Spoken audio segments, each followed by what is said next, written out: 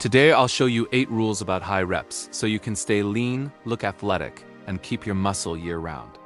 Even if you're doing lightweight, high-burn workouts, sweating buckets, and still look soft in the mirror, there are signs like rising strength, a tighter waist, and calmer cravings that tell you you're finally on a better track.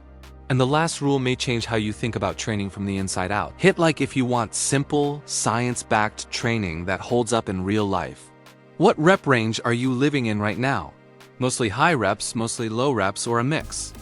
1. Stop treating high reps like a fat loss shortcut. High reps hurt, and when something hurts, your brain assumes it must be working. But fat loss is a weekly score, not a single workout you brag about, and lifting is mainly there to protect muscle while the fat comes off. Here's what happens to a lot of men. You crush a 40-minute burn session. You feel clean.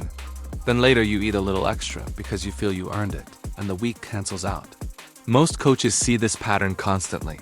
The plan is so punishing that by week 2 or 3 you either skip sessions or you start holding back just to survive it. Sweat can feel productive, but it doesn't guarantee progress. Train to keep strength and shape, then use food, steps, and sleep to create the lean look. If you want one simple target, pick a daily step number you can hit most days, not an extreme you can only do when life is perfect. When your week feels steadier and your choices get easier, you're doing it right. 2. High reps often turn your set into a breathing test. When you're doing 20 to 30 reps, your lungs tap out before the target muscle gets a clear message. So you finish the set wrecked? But a month later, nothing is stronger and nothing looks tighter. What matters most is getting close to real effort with control, even in higher rep ranges. So the goal isn't survive the set. The goal is challenge the muscle with control. Use a load where the last few reps slow down, your form stays clean, and you know you don't have 5 more good reps hiding. Then rest long enough to repeat quality, often 1 to 3 minutes depending on the lift instead of racing into a sloppy second set. If your form looks the same from set 1 to set 3, you're training the right way. 3. If every set is high reps, your strength ceiling stays low. And when strength stays low, you need more and more reps just to feel like you did something, which locks you into the fatigue loop. Strength isn't ego.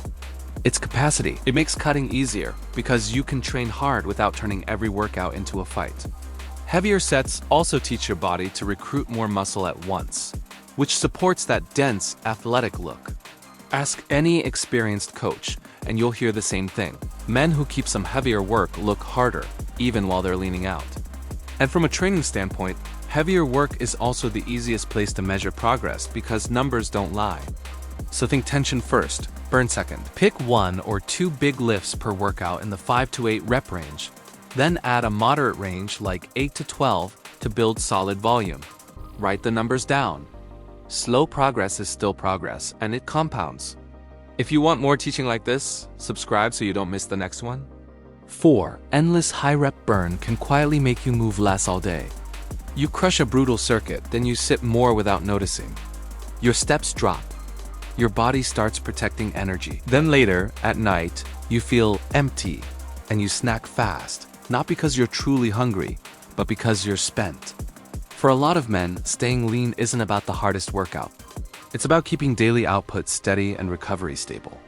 The leanest guys don't look wrecked after training.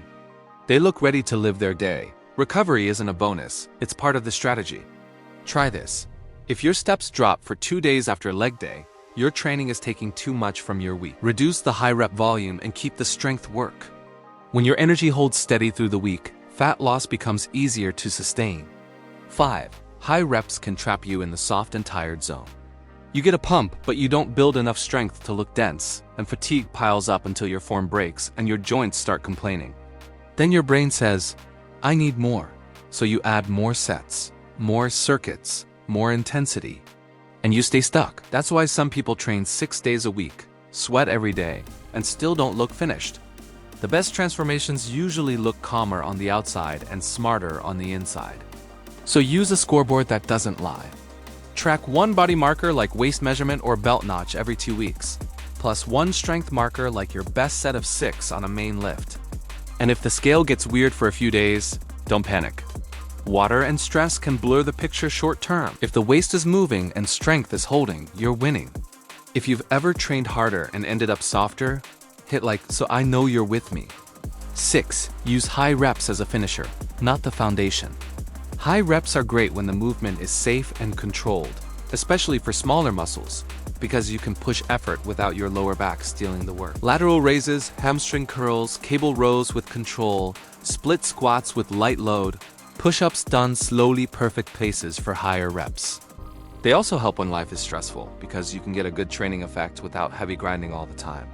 In practice, a smart mix of rep ranges works best because it balances tension with total work, and that balance supports muscle while you lean out. So don't marry one rep range.